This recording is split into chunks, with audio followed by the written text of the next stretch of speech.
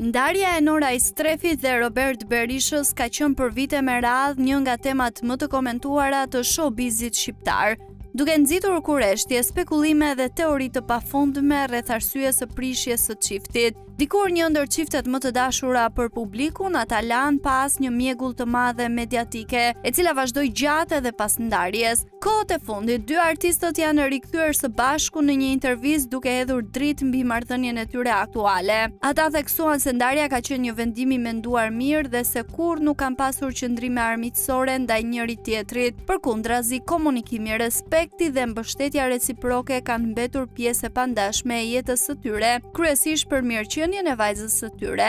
Në rrjetet sociale, si Nora ashtu edhe Roberti kanë ndarë her pas here momente të përbashkëta dhe mesazhe mbështetëse, duke rikthyer kujtime të bukura për ndjekësit e tyre. Kjo ka bërë që shumë fansa të mendojnë se marrëdhënia mes tyre është më e fortë se kurrë, pavarësisht historisë së kaluar. Vëmendje të madhe ka marrë së fundmi edhe një postim i mikut të tyre, Besnik Tahiri, i cili i quajti Kojshit më të mirë, duke nënvizuar harmoninë dhe afërsinë që vazhdon mes tyre.